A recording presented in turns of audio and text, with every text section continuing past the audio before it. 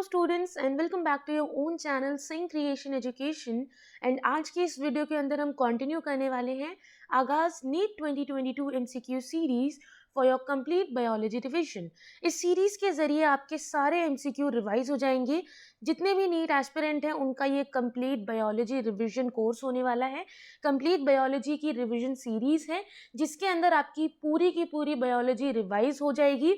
अगर आपने अपने कंसेप्ट्स को बहुत स्ट्रॉन्ग रखा है, अगर आपने अच्छे से थ्योरी पार्ट को पढ़ा है, तो प्लीज़ आप सभी के लिए मेरा सजेशन है कि आप ज़्यादा से ज़्यादा एमसीक्यूज़ को ट्राई करो, क्योंकि जब आप थ्योरी पार्ट पढ़ते हो तो आपकी प्रिपरेशन हाफ कंप्लीट होती है, लेकिन जब आप उस थ्योरी पार्ट को अप्लाई करते हो एमसीक्यू पोर्शन पे और एमसीक्यूज़ को सॉल्व करते हो, तब आपकी प्रिपरेशन कंप्लीट होती है। ओके तो चलिए इस वीडियो को शुरू करते हैं। ये हमारी डे 13 की वीडियो है।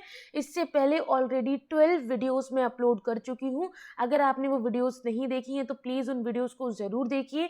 डिस्क्रिप्शन बॉक्स के अंदर आपको लिंक मिल जाएगा। वीडियो पसंद आती है तो लाइक और शेयर करना ना भूलें। चैनल पर पहली बार अगर इस वीडियो को देख रहे हैं तो प्लीज़ सब्सक्राइब ज़रूर कर लीजिए। अगर आप नीट एस्पिरेंट हैं, आप तभी तो इस वीडियो को देख रहे हैं, है ना। तो नीट एस्पिरेंट्स के लिए बहुत इंपॉर्टेंट एक इन्फॉर्मेशन है। काफ़ी बड़े नए चेंजेस किए गए हैं नीट के एग्ज़ाम पैटर्न में। कौन से डॉक्यूमेंट अपलोड करने हैं, अगर आपके माइंड में ये डाउट्स हैं तो आप डिस्क्रिप्शन बॉक्स में दिए गए मेरे न्यू चैनल के लिंक पर अपलोडेड इस वीडियो को देख सकते हो। इस वीडियो के अंदर आपके हर तरीके के डाउट का यहाँ पर मैंने आंसर दिया है, और क्या क्या नए चेंजेस हैं वो सभी चेंजेस मैंने आपको इस वीडियो के ज़रिए बहुत क्लियरली और इजी लैंग्वेज में समझाने की कोशिश की है। डिस्क्रिप्शन बॉक्स में आपको ये नए चेंजेस होने वाली वीडियो मिल जाएगी। उसी में आपको मैंने क्या डॉक्यूमेंट अपलोड करने हैं उसके बारे में भी बताया है। तो प्लीज़ इस वीडियो को ज़रूर देखिए, डिस्क्रिप्शन बॉक्स चेक कर लो, लिंक मिल जाएगा। तो शुरू करते हैं पहले क्वेश्चन के साथ। आई होप आप सभी रेडी हो इन क्वेश्चंस के लिए। पहला क्वेश्चन है, the motile bacteria are able to move by. जो मोटाइल बैक्टीरिया होते हैं यानी कि जो मूव कर पाते हैं, और नॉन मोटाइल मतलब जो मूव नहीं कर पाते हैं, वो किसकी वजह से मूव कर पाते हैं? फिम्ब्रे, फ्लैजिला, सीलिया या pili? And the correct option here will be option number B, flagella. ठीक है, the motile bacteria are able to move by flagella. Perigynous flowers are found in. आप मुझे बताएंगे पेरीगाइनस फ्लावर्स किसमें देखे जाते हैं? रोज में, गुआवा, क्यूकम्बर या चाइना रोज? बताओ, पेरीगाइनस फ्लावर कौन से होते हैं जिसमें गाइनोशियम और आपके फ्लोरल पार्ट्स सेम लेवल पे होते हैं, है ना। क्लियर? तो ऐसा किसमें होता है? ऑप्शन नंबर ए, रोज के अंदर। Rose is a perigynous flower. In lichen the fungus provide. Lichen के बारे में सभी को पता है, ठीक है, एसोसिएशन है, सिम्बायोटिक एसोसिएशन है। आपको मुझे बताना है कि इसमें फंगस क्या प्रोवाइड करता है। एल्गी का तो आपको पता है, बताओ। डोमिनेंट पार्टनर होता है यहाँ पर फंगस, और फंगस क्या प्रोवाइड करता है? सिम्बायोटिक रिलेशनशिप होता है ये between fungus and algae. The correct option here is option number A, protection, anchorage and absorption for algae. और एल्गे क्या करती है? न्यूट्रिशन प्रोवाइड करती है ना। तो जो बच्चे नीट की प्रिपरेशन कर रहे हो वही इस वीडियो को देख रहे हो, है ना। तो आपसे मेरी एक रिक्वेस्ट है कि अगर आप चाहते हो आपको टॉपिक वाइज और आपको चैप्टर वाइज एमसीक्यू सॉल्व करने हैं, क्योंकि अभी तो मैं आपको यहाँ पर सारे चैप्टर्स के एमसीक्यू मिक्स करके आपको प्रैक्टिस करवा रही हूँ, लेकिन अगर आपको चाहिए कि आप टॉपिक वाइज क्वेश्चंस करें और चैप्टर वाइज एमसीक्यू सॉल्व करें, वो भी लाइव क्लास में, तो आप अनअकैडमी पर मेरी लाइव क्लास ज्वाइन कर सकते हो। हमारा आज का टॉपिक है sexual reproduction in flowering plants. यहाँ पर 15 अप्रैल यानी कि आज शाम को 6 बजे क्लास है, आप लोग ज्वाइन कर सकते हो। हमारा topic sexual reproduction in flowering plants है। जितने भी क्वेश्चन इस टॉपिक से बनते होंगे सभी क्वेश्चंस को हम सॉल्व करने की कोशिश करेंगे, एंड आई होप आपको लाइव सेशन पसंद आएगा। इसकी लिंक भी आपको डिस्क्रिप्शन बॉक्स में मिल जाएगी। अनअकैडमी का नेक्स्ट जो कॉम्बैट टेस्ट है, it's on April 17, 11 o'clock को आपका ये टेस्ट होगा। 45 मिनट्स इसका टाइम ड्यूरेशन है और 28 क्वेश्चंस आपको करने हैं। ये एक स्कॉलरशिप टेस्ट है, टॉप 1000 रैंकर्स को स्कॉलरशिप मिलेगी, अलग अलग टाइप्स की स्कॉलरशिप्स मिलती हैं।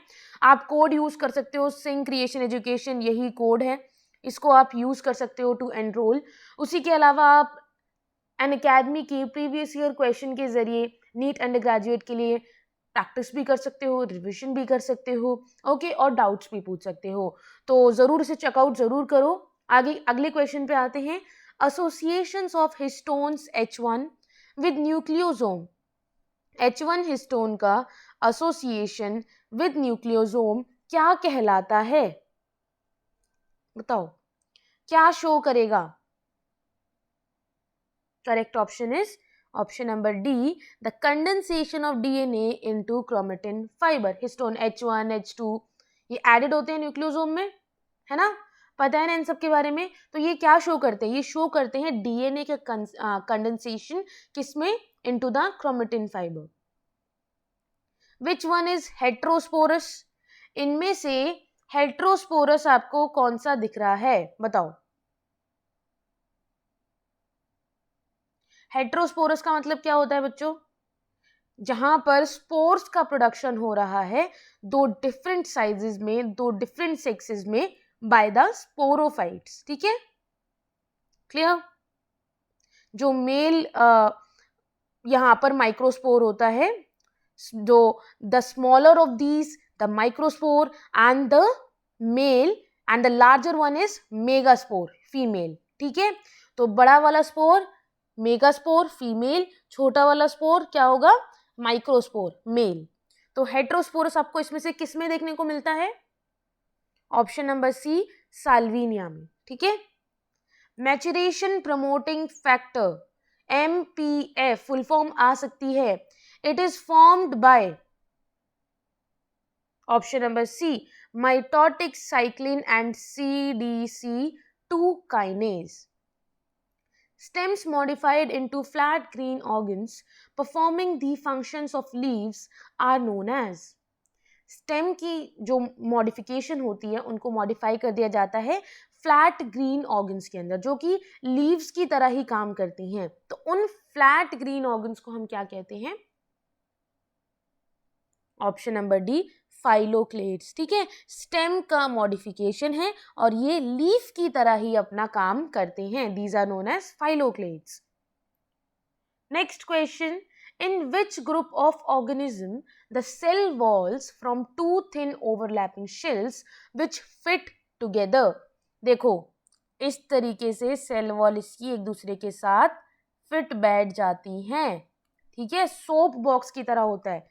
जल्दी से याद करो, एनसीईआरटी में सोप बॉक्स किसके लिए मेंशन किया था? ऑप्शन नंबर ए, क्राइसोफाइट्स, है ना? डायरेक्टली एनसीईआरटी के क्वेश्चंस होते हैं। सिर्फ आपको ये मेक श्योर करना है कि आपने रिवीजन किया है, आपने ज़्यादा से ज़्यादा क्वेश्चंस को प्रैक्टिस किया है, तभी आप एग्जाम में अपने क्वेश्चंस को अटेम्प्ट कर पाओगे। क्योंकि कुछ नहीं होता एग्जाम में, यही क्वेश्चंस होते हैं, सिर्फ उनकी लैंग्वेज चेंज कर दी जाती है ना?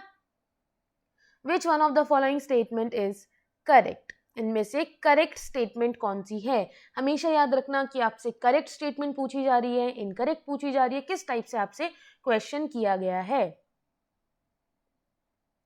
And the correct option here will be option number A, flower of tulip is a modified shoot. ठीक है, करेक्ट। आगे बढ़ते हैं। Isogamous condition with non-flagellated gamete is found in। Isogamous condition होगी, ठीक है, और आपको ये बताना है कि उसमें नॉन फ्लैजिलेटेड गैमीट्स हैं, फ्लैजिला नहीं है गैमीट्स के पास। तो ये आपको किस में देखने को मिलेगा? सेम मॉर्फोलॉजी के जब गैमीट्स होते हैं उन्हें हम कहते हैं आइसोगैमस, लेकिन वो नॉन फ्लैजिलेटेड गैमीट्स होंगे इस कंडीशन में। तो किस में देखने को मिलेंगे इस टाइप के gametes? Option number C, spirogyra में। ठीक है, स्पाइरोगायरा में आइसोगैमस कंडीशन होगी, यानी कि सेम दिखने वाले गैमीट्स होंगे, बट वो नॉन फ्लैजिलेटेड होंगे, उनके पास फ्लैजिला नहीं होगी। ठीक है, तो अब तक हमने 10 क्वेश्चंस कर लिए हैं बच्चों। बताओ आप लोगों को क्वेश्चंस कैसे लग रहे हैं? इजी, मॉडरेट या डिफिकल्ट? आई होप अब तक क्वेश्चन इजी है ना? तो अपना आंसर मुझे कमेंट सेक्शन में कमेंट करके बताना। हम आगे बढ़ते हैं। Which of the following statement is incorrect? Incorrect है यहाँ पर कौन सा statement? Regarding test tube baby. Test tube baby का एक प्रोसेस है ना, कंप्लीट एक प्रोसेस है। तो आपको बताना है कौन सा स्टेटमेंट यहाँ पर इनकरेक्ट है। And the correct option here will be option number D, ovum को इम्प्लांट करते हैं फेलोपियन ट्यूब में and further development occurs in uterus. गलत है यहाँ पर, ये इनकरेक्ट स्टेटमेंट है टेस्ट ट्यूब बेबी के लिए, क्योंकि जाइगोट पहले ही बना लिया जाता है, जाइगोट बॉडी के बाहर ही बना लिया जाता है और वो यहाँ पर मेंशन नहीं किया गया। In males pelvic fins bear claspers in, बताओ सही ऑप्शन क्या होगा। कुछ क्वेश्चन एनिमल किंगडम से भी पूछ लिए जाते हैं, तो प्लीज बोरिंग समझकर उस चैप्टर को स्किप मत करना। ऑप्शन नंबर ए कार्करोडॉन, ठीक है, Carcharodon. Tube within body plan is absent in, tube within body plan is absent in. Option number B Ctenophora and Cnidaria. Cry 2AB and Cry 1AB produce toxin when introduced into plants which helps to control against। ये जो दोनों ही आपको देखने को मिल रहे हैं jeans, ये आपको देखना है कि ये प्रोड्यूस कर रहे हैं टॉक्सिन्स जब उनको हम इंट्रोड्यूस कर रहे हैं प्लांट्स में, and they helps to control against. Option number C cotton bollworm and corn borer, right? In metagenesis exhibited by nidarians, बताओ जो मेटाजेनेसिस यानी कि ऑल्टरनेशन ऑफ जनरेशन आपको देखने को मिलती है निडेरियंस में, वो क्या शो करती है। ऑप्शन नंबर ए पॉलिप प्रोड्यूस करता है मेड्यूसा को असेक्सुअली, और फिर क्योंकि मैंने कहा ऑल्टरनेशन ऑफ जनरेशन है तो मेड्यूसा सेक्सुअली प्रोड्यूस करेगी पॉलिप को, ठीक है। तो ये मेटाजेनेसिस कहलाता है। What is metagenesis? Alternation of generation. Carrier ions like sodium facilitate absorption of substance like, carrier ion होते हैं कुछ जैसे कि सोडियम हो गया, ये फैसिलिटेट करते हैं कुछ एब्जॉर्प्शन को, किसी सब्सटेंस के एब्जॉर्प्शन को। क्या हो सकते हैं वो substance? It can be option number B glucose and some amino acids, ठीक है, कुछ ग्लूकोज हो सकते हैं प्लस कुछ अमीनो एसिड्स हो सकते हैं, ठीक है। इथीडियम ब्रोमाइड, चलो आ जाते हैं जेल इलेक्ट्रोफोरेसिस पे। इथीडियम ब्रोमाइड एक कार्सिनोजेनिक डाई है, यहाँ पर इंटरकैलेटिंग एजेंट है। It gives dash colour in ultraviolet radiation. जो बैंड्स होते हैं ना, डीएनए के बैंड्स जो आपको देखने को मिलते हैं जेल इलेक्ट्रोफोरेसिस में, जब आप उसको यूवी के अंडर रखते हो तो किस कलर के बैंड्स देखने को मिलते हैं? बहुत इजी क्वेश्चन है, डायरेक्टली फ्रॉम एनसीईआरटी है, बताओ। Option number a bright orange colour के ऑरेंज बैंड्स आपको देखने को मिलते हैं when you put the DNA जो कि जेल इलेक्ट्रोफोरेसिस पे ऑलरेडी आप रन कर रहे हो अंडर द यूवी रेज, ठीक है। Transgenic animals are those which have, transgenic animals कौन से होते हैं? ट्रांसजेनिक एनिमल्स कौन से होते हैं? जेनेटिक इंजीनियरिंग यूज करी जाती है, we all know about this, लेकिन कौन से ऑर्गेनिज्म हम ट्रांसजेनिक एनिमल्स कह सकते हैं? Option number B foreign DNA in all its cells, ठीक है। जब फॉरेन डीएनए उसके सभी सेल्स में आ जाएगा, देयर इज अ फ्यूजन, जब ट्रांसफॉर्मेशन हो रहा है, that will be known as transgenic animals. The two polypeptides of human insulin are linked together by, दो पॉलीपेप्टाइड्स होते हैं ह्यूमन इंसुलिन के, these are linked together by phosphodiester bond, covalent bond, disulfide bridges या hydrogen bonds, and the correct option here will be option number C disulfide bridges, ठीक है, बिल्कुल correct है। ये ए चेन होती है, ये आपकी बी चेन होती है। तो क्या होता है ह्यूमन इंसुलिन में, ये दोनों ही दो सल्फर यानी कि दो सल्फाइड बॉन्ड से जुड़ी हुई होती है ना, they are linked with disulphide bridges. ये याद रखना, ह्यूमन इंसुलिन के स्ट्रक्चर में होता है, ये कुछ इस तरीके से होती है, ठीक है। तो जो सी वाला पार्ट है ना, ये यहाँ से कट जाता है और ये आपस में किससे जुड़ी हुई होती है, दो डाइसल्फाइड बॉन्ड से। The cutting of DNA at specific location became possible with the discovery of, हम डीएनए को स्पेसिफिक लोकेशन पर कट कर सकते हैं, साइट्स पे कट कर सकते हैं। ये पॉसिबल हो पाया after the discovery of molecular scissors. और मॉलिक्यूलर सीजर्स को हम और किस नाम से जानते हैं? Option number A, restriction enzyme, restriction enzymes, ठीक है। Choose the incorrect statement with respect to blood. Blood के रिस्पेक्टिव में आपको यहाँ पर इनकरेक्ट स्टेटमेंट सिलेक्ट करना है, बताओ। Option number D, cells of blood from matrix and structural proteins like other connective tissues, ठीक है। अगर डबल स्ट्रैंडेड डीएनए है, डीएनए का मॉलिक्यूल है double stranded of a eukaryotic cell, उसके पास 20% ग्वानिन है, तो दूसरे पर्टिकुलर आपके जो बेस पेयर्स है, जो आपके दूसरे बेसिस होते हैं, आपको उसकी परसेंटेज बतानी है। तो मैं आपको पहले ही बता दूं, A is equal to T and G is with triple bond with C, ठीक है। तो ग्वानिन पता है 20% है, तो साइटोसिन भी कितना होगा? 20%। साइटोसिन कितना होगा? 20% होगा। अब क्या हो गया, क्या हुआ? अब 20 + 20 40 हो गया, तो 100 में से 40 काट दो, कितना बचता है? 60% बचता है।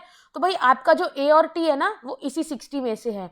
तो मैंने आपसे क्या कहा था, बताओ बताओ बताओ, मैंने आपसे क्या कहा था कि A is equal to T, तो यानी कि 60 है, तो 60 का डिवाइड बाय 2 कर दो, 30, ठीक है। तो A भी 30% है और T भी 30% है, और आपका C कितना था? 20%, ठीक है। तो देखो, C is 20%, A is 30%, T is 30%, correct है ये। चलो, a graph is plotted between potential energy y axis, बताओ। एक ग्राफ है जो कि प्लॉट किया जाता है between potential energy y axis and progression of the structural transformation of substrate into product on a axis, ठीक है। Which of the following describe the given graph correctly? आपके सामने ग्राफ गिवन है एनर्जी का and progression का, आपको बताना है कि कौन सा यहाँ पर ऑप्शन सही तरीके से इस ग्राफ को डिस्क्राइब कर रहा है। And the correct option here will be option number D, exothermic reaction है। वाई? बिकॉज यहाँ पर सबस्ट्रेट के डालने के बाद एक्टिवेशन एनर्जी की जरूरत पड़ रही है ना, और जल्दी वो काम हो रहा है, but product is getting at the same reaction time, यानी कि एनर्जी रिलीज हो रही है ना, एक्सोथर्मिक रिएक्शन है। क्लियर?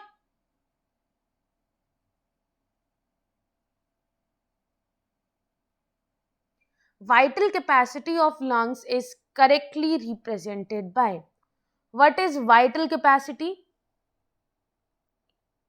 What is, बताओ बताओ जल्दी बताओ, वाइटल कैपेसिटी ऑफ लंग्स क्या होता है? एक वॉल्यूम का चेंज होना लंग के अंदर after maximum inspiration, maximum inspire कर रहे हो आप और मैक्सिमम एक्सपायर कर रहे हो, उसको हम कहते हैं वाइटल कैपेसिटी। तो ये कैसे निकालते हैं हम? टोटल करते हैं टाइडल वॉल्यूम का, है ना, इंस्पिरेटरी रिजर्व वॉल्यूम का और एक्सपिरेटरी रिजर्व वॉल्यूम का। पहले टाइडल वॉल्यूम प्लस कितना एक्सपायर करा है, ठीक है, और कितना इंस्पायर करा है, इन तीनों का सम। तो कहाँ लिखा हुआ है, कहाँ लिखा हुआ है ये वाली चीज? यहां लिखा है ऑप्शन नंबर ए में, ठीक है। आगे बढ़ते हैं, select the incorrect statements among the following. इन सभी ऑप्शंस में से आपको सिलेक्ट करना है कि इनकरेक्ट स्टेटमेंट कौन सा है। बिल्कुल सही, option number B, breathing centre is not located in medulla oblongata. Breathing centre is not located in medulla oblongata. यहां पर ये गलत स्टेटमेंट लिखी गई है ना।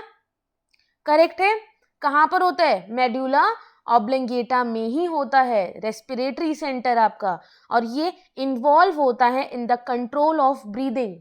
आप जो ब्रीथ कर रहे हो ना, उसको कंट्रोल मेड्यूला ऑब्लंगेटा की वजह से ही किया जा रहा है। Amino acid are absorbed by intestinal mucosa of small intestine by all the following processes except।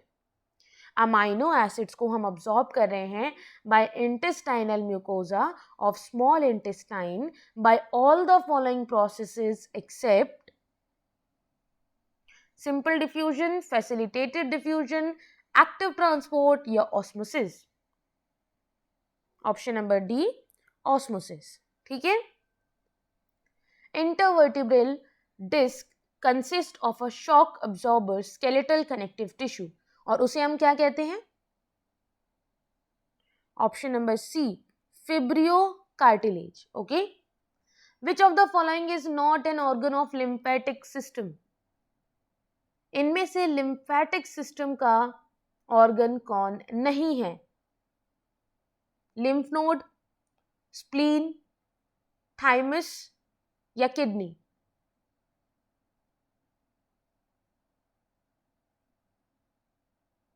And the correct option here will be option number D, kidney. Kidney यहाँ पर lymphatic system का पार्ट नहीं है, जबकि lymph node, spleen और thymus तीनों ही यहाँ पर लिम्फेटिक सिस्टम के पार्ट्स हैं। Heart attack is also known as. आप हार्ट अटैक को और क्या बोलते हो, option number B, myocardial infarction. Heart attack is also known as myo muscles का, कार्डियल मतलब कार्डियक मसल्स का infection. In which of the following phylum are all animals exclusively marine. इनमें से किस फाइलम में सभी के सभी एनिमल्स मरीन एनिमल्स होते हैं विदाउट एनी एक्सेप्शन। बताओ, एनिमल किंगडम से ये क्वेश्चन है। ऑप्शन नंबर डी, इकाइनोडर्माटा, ठीक है। तो आई होप आप लोगों को ये क्वेश्चंस पसंद आए होंगे। अगर पसंद आए तो लाइक और शेयर करना ना भूलो, है ना। काफ़ी मेहनत की जा रही है, तो आप लोग भी थोड़ी सी मेहनत करो और लाइक और शेयर करो। चैनल पर न्यू हो तो सब्सक्राइब जरूर कर लीजिए। मिलते हैं नेक्स्ट वीडियो के साथ, तब तक के लिए have a good day, bye bye.